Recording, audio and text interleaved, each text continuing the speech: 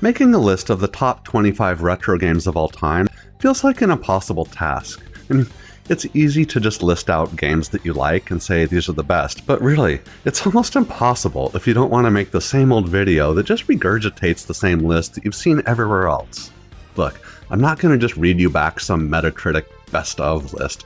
I'm going to share what I think belongs in the Retro Hall of Fame, based on my own experience and from what I've heard from you. So if you haven't seen it yet, I made a prior video about what I thought were the top 25 retro games of all time and got a ton of great feedback from viewers about it. About how I didn't give enough love to some PC gaming classics and missed out on some great consoles like the Dreamcast and GameCube. So, in the spirit of good fun, I've gone back and put together another batch of the 25 best retro games ever, adding it to the original list to make it more well-rounded and to fill in some gaps. Now, this is a whole separate list that's meant to complement what I made earlier, not to replace it. And for these next 25, I started with the same basic questions. Did the game invent something new or perfect something that was already existing in a way that changed the future of gaming? How much magic were the developers able to squeeze out of the hardware? The graphics, the controls, the sound. Does the game still feel good to play today, or is it just a museum piece that we respect from a distance? And finally, did it break out of the screen and become something bigger to become part of gaming culture forever? These 4 filters gave some interesting choices, which is exactly what I wanted. So be sure to watch until the end to see which retro games have stood the test of time. Number 25 is Quake 2. This 1997 PC shooter was built on the id Tech 2 engine and it pushed 3D acceleration into the mainstream. The Strogg enemy designs were grotesque, and the railgun felt like pure power. The entire campaign had a gritty sci-fi military vibe that was different from the gothic horror of the original. It was the game that made me buy my first 3D graphics card.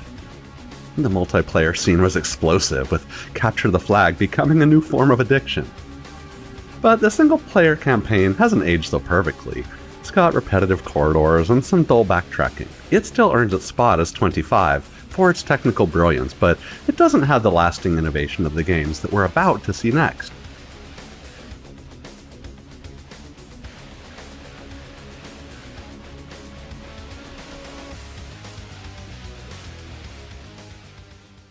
Number 24 is Mike Tyson's Punch-Out! This 1987 NES title was a joy to play from start to finish, packing loads of personality into every pixel. Each opponent had their own patterns and tells, from Glass Joe's weak jab to Mr. Sandman's devastating hooks. The sense of timing and pattern recognition was incredibly satisfying. And then there was Tyson himself, a nearly unbeatable final boss who could knock you out with a single punch if you dared to blink at the wrong moment. The character designs were goofy and memorable, and it's still one of the funnest sports games ever made. The reason it's not higher on this list is that the gameplay is ultimately limited, and once you memorize the patterns, the challenge diminishes significantly, but it's still great.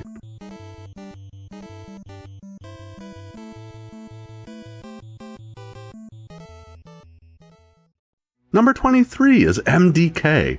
This 1997 PC title from Shiny Entertainment was a surreal and stylish third-person shooter.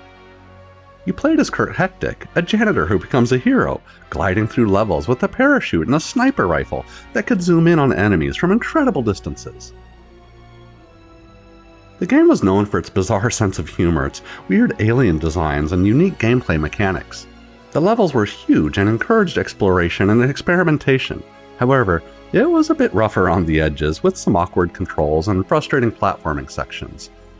It'll always be a cult classic that deserves recognition for its creativity and originality.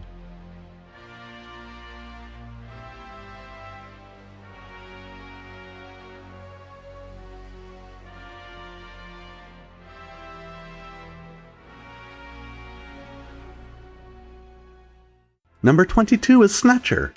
This 1994 Sega CD game was a cyberpunk graphic adventure from Hideo Kojima before Metal Gear Solid was even a thing.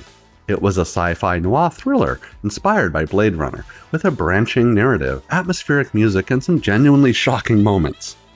The Sega CD's audio capabilities really shined here, with voice acting and a great soundtrack. It was an incredible interactive experience that felt like playing through a movie, but it was still pretty niche, only available on Sega's failing add-on, and the gameplay was limited to menu-based navigation and shooting galleries. It's a masterpiece of storytelling, and as a game, it's actually more of an interactive novel.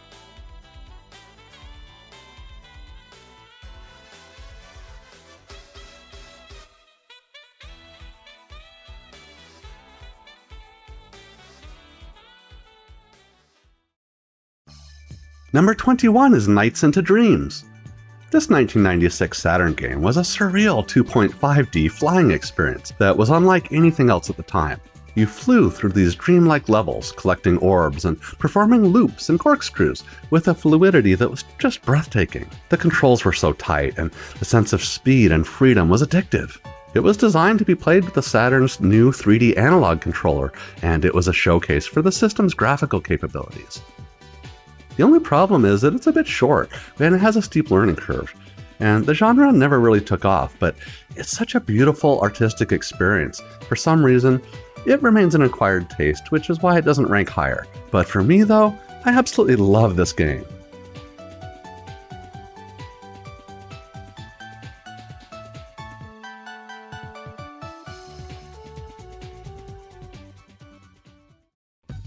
Number 20 is Tony Hawk's Pro Skater 2. This PlayStation 1 game from the year 2000 perfected the skateboarding formula. The controls are responsive, the tricks are impressive, and the level design was phenomenal. From the school to Venice Beach, every level was packed with lines, gaps, and secrets. And the soundtrack is so legendary, with punk and hip-hop that perfectly match the game's energy. The Create a Skater feature and the ability to link tricks and endless combos kept me playing for hours. It's an all-time great example of arcade sports gaming, and it still feels amazing to play. It ranks here because it's ultimately a refinement of the original formula that was established a year earlier. At number 19, we have Streets of Rage 2. This 1992 Genesis beat-em-up is widely considered the best in the series and one of the best brawlers ever made. The pixel art is gorgeous, the character sprites are huge and detailed, and the combat's surprisingly deep. You can use special moves, grab enemies, and even pick up weapons. The soundtrack, composed by Yuzo Koshiro, is an absolute banger, blending techno, house, and hip-hop. The game had a perfect difficulty curve, challenging you without feeling unfair. It earns the spot because it's the genre's peak.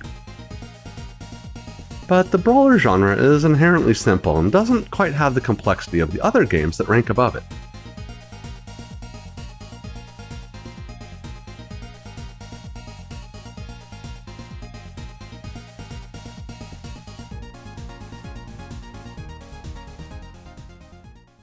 Number 18 is Star Fox 64.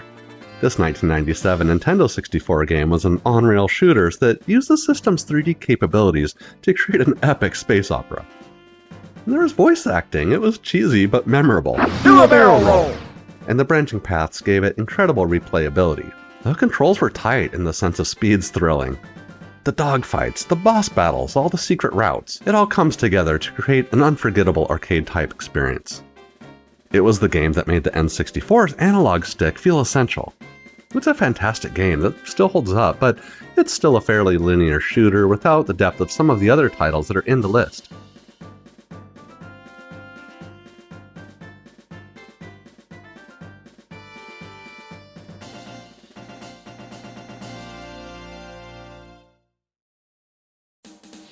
For number 17, we have Sonic Adventure. This 1998 Dreamcast launch title is a technical showcase. The hub world, the multiple characters, and the incredible speed. It was a huge step forward in 3D gaming. The landscapes are super colorful and epic looking, and the soundtrack was a mix of rock and techno that really pumped up the action. This game showed everyone what the new 128-bit system could do. It's an ambitious title where Sega hit a home run.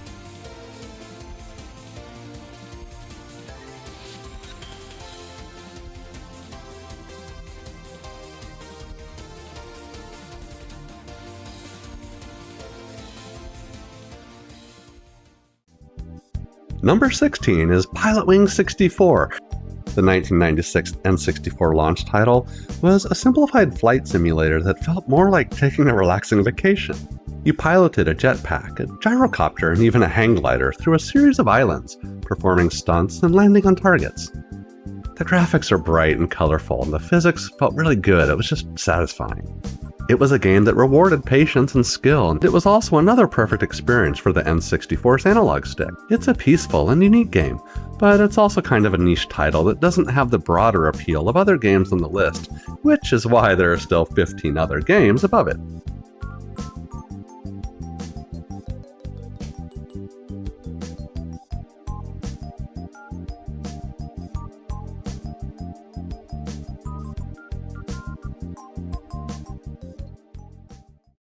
And at number 15 is Gran Turismo. This 1997 PlayStation game was a breakthrough for racing fans. Polyphony Digital created a simulation that was so detailed and realistic that it made every other racing game look like a toy. The car list was massive, featuring hundreds of vehicles from real-world manufacturers, and the tuning options were incredibly deep. You could tweak everything from your suspension to your gear ratios, and the game rewarded you for your mechanical knowledge. The graphics were stunning for the time, with beautifully rendered cars and tracks that felt authentic. But what really set Gran Turismo apart was a sense of progression. You started with a modest budget and had to work your way up, earning licenses and winning races to afford better cars. It was a game that demanded a lot of patience and skill, but it spawned a franchise that continues to dominate the racing genre to this day. It earns a spot here because it brought console racing into a new era of realism, and racing games have never been the same since.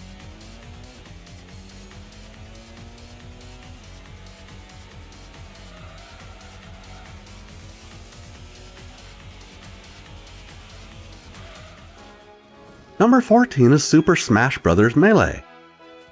This 2001 GameCube fighting game was a chaotic, fast-paced love letter to Nintendo's history. It took the concept of a platform fighter and turned it into a competitive party game with tight controls and a roster of famous characters.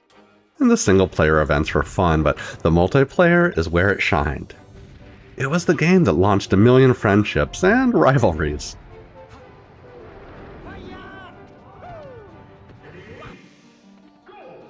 While it's the #1 selling game of all time on the GameCube, it's still a refined sequel, not the original concept, and its competitive mechanics might feel a bit intimidating for newcomers, but it's still a blast.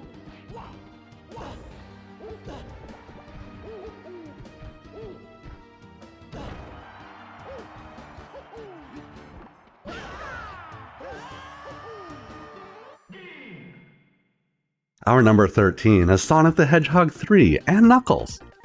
This 1994 Genesis game was an incredible combination of two separate cartridges that, when locked together, created the peak Sonic experience. The game features an expansive level design, it's got multiple paths, and gives you the ability to play as both Sonic and Knuckles. The levels are huge and challenging, and the story was kind of dark for a Sonic game. It also had a save feature, which was a big improvement over previous Sonic titles. It's the very best of the 16-bit Sonic era and really cemented the Genesis as one of the all-time great retro consoles.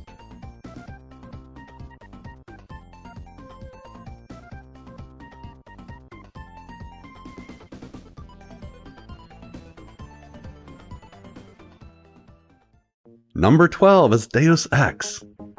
This might actually be one of the most important PC games ever made. You heard me. This cyberpunk immersive sim gave players an incredible amount of freedom. You could approach any situation however you wanted, whether it was stealth, hacking, or going in guns blazing. The narrative is a sobering take on mass surveillance, the potential dangers of AI, and man-made bioweapons. Sound a bit familiar nowadays, right? Some people just don't understand the dangers of indiscriminate surveillance. The dialogue choices mattered, and the story had multiple branching paths and different endings. The gameplay is deep, it's complex, and it's got a robust skill tree and number of weapons. It's a classic that influenced countless other games, but its graphics are kind of dated now, and the clunky combat holds its back from a higher spot. 90% of Americans were self-employed. Now it's about 2%. So? It's called consolidation. Strengthen governments and corporations, weaken individuals. With taxes, this can be done imperceptibly over time. At number 11 is Donkey Kong Country. This 1994 SNES game was a visual stunner. Rare used pre-rendered 3D graphics to create a game that looked like a cartoon brought to life. The platforming has a great flow with tight controls, and the level designs are creative. The soundtrack, it's absolutely phenomenal. I mean, the minecart levels, the barrel blasts, and all the animal buddies added variety. And of course, it was a huge success, and it helped cement the SNES as a powerhouse for platformers. And yeah, its sequels in Part 2 and 3 are also great, but they refined what came first in the original DKC.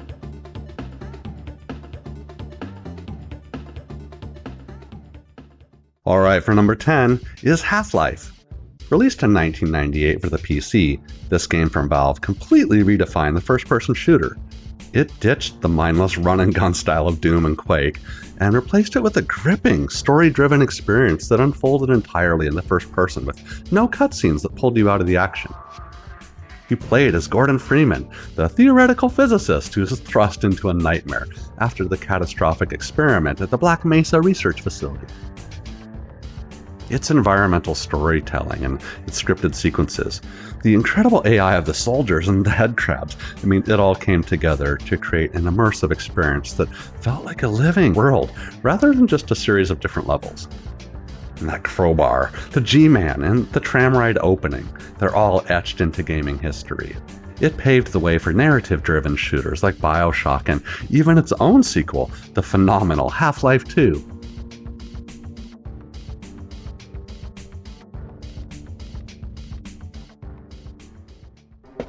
Number 9 is Shenmue. This 1999 Dreamcast game was a revolutionary open-world adventure. It featured a detailed world, a compelling story, and a level of realism that was unheard of at the time. You could explore the streets of Yokosuka, talk to NPCs, play different arcade games, and even get a job. The QuickTime events were innovative, and the story of revenge was serious. It was an ambitious game that laid the groundwork for modern open-world titles, and it's one of the all-time greats for good reason.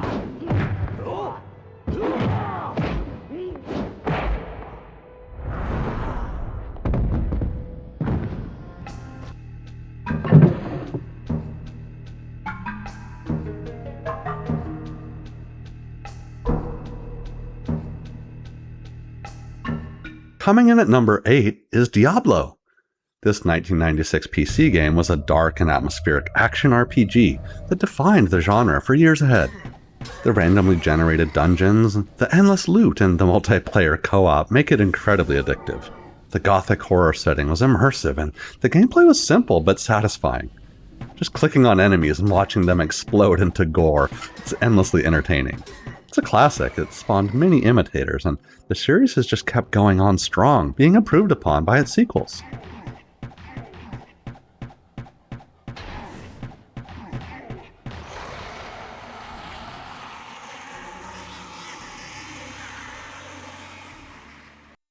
At number 7 is Panzer Dragoon Saga.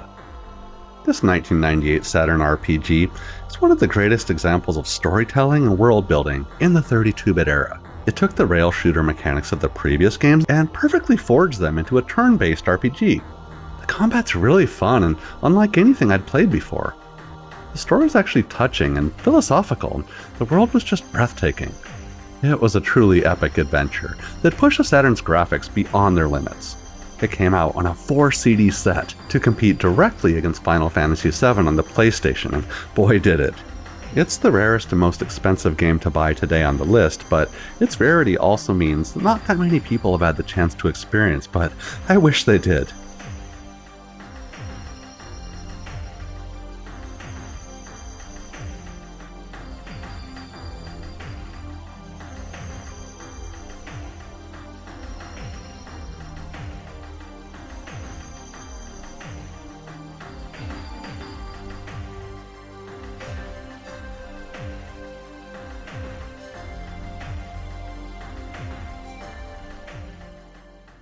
I believe our efforts have weakened the Confederacy's grip on the fringe worlds.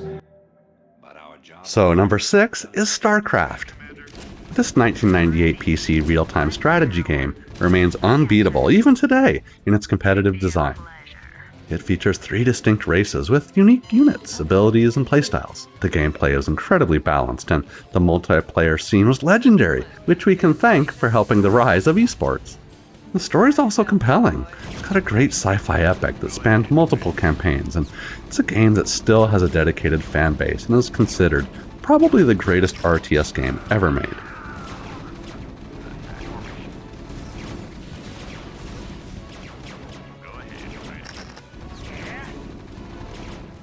Number 5 is Castlevania Symphony of the Night. This 1997 PlayStation game is the pinnacle of the Metroidvania genre. The exploration is non-linear, and the map's huge, and the RPG elements added depth. The graphics are beautiful, and the music's beautiful. The combat is fluid and satisfying. The weapon variety is just incredible, and the secret rooms and the hidden bosses kept you exploring for hours. It's seriously a nearly perfect game that has inspired countless other titles. It ranks right here because it perfected the formula that was started by the original Metroid.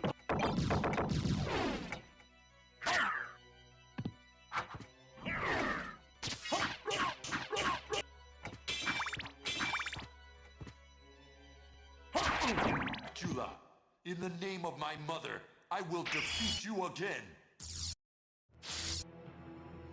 Behold my true form and despair!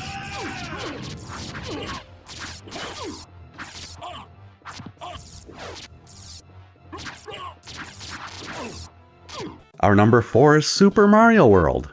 There's no surprise that this is near the top of the list. The 1990 SNES title is often considered the peak of 2D Mario. And the level design's brilliant. It introduces new mechanics like the Cape Feather and Yoshi. The world map was interconnected, and the secret exits added replayability. The controls are spot on, and the graphics are playful. The soundtrack's unforgettable. It's a timeless classic that still holds up, and anyone who calls themselves a retro gamer must play this as the benchmark for platforming brilliance.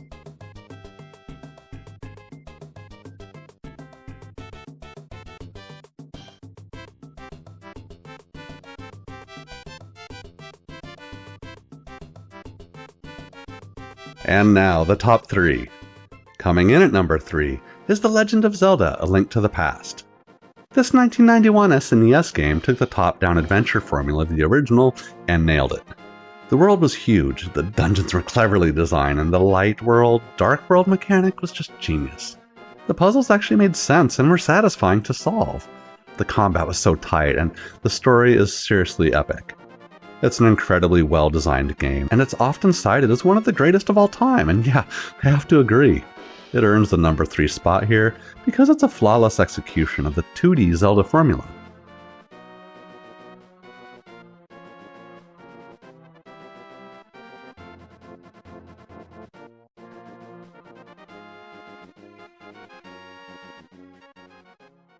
And at number 2 is Metal Gear Solid. This 1998 PlayStation game was a cinematic masterpiece that reinvented the stealth genre. The story is a complex web of conspiracy and betrayal. The characters are memorable. The voice acting was actually top-notch. The stealth mechanics were groundbreaking, and the boss battles were creative and pretty clever.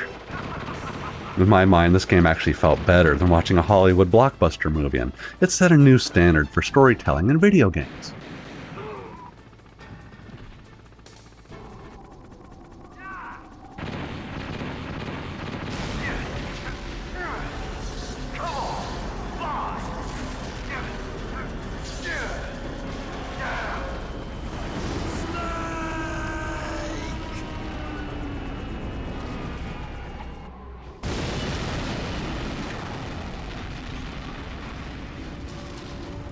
See you in hell, Liquid. That takes care of the cremation. Alright, coming in at number 1, it has to be Grand Theft Auto 3. Released in 2001 on the PlayStation 2, this open-world crime epic was a revolution in every way. It took the top-down driving of the previous games in the series and put into a full 3D living, breathing city. The freedom to just do anything and go anywhere, cause utter stupid chaos, was unprecedented. What made this one so much fun? The radio stations were hilarious, with their satirical parody of American media and commercialism. The missions were varied, and the world just felt alive. It popularized the open world genre and changed the landscape of gaming forever. So it's a game that still feels fresh and exciting, and I still love playing it. So in my mind, it's the undisputed number one.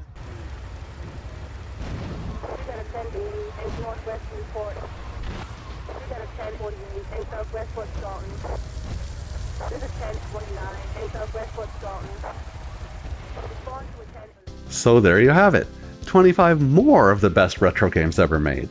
But enough about what I think. Now I want to hear from you about which ones are your favorites. What other games have I missed? Let me know in the comments below, and I really do read every single one. And be sure to go back and watch my Retro Best 25 Part 1 video. I've put a link in the description so you can check it out. Alright my friends, this is the Retro Gaming Boss signing out. Thanks for watching, and I'll see you in the next one.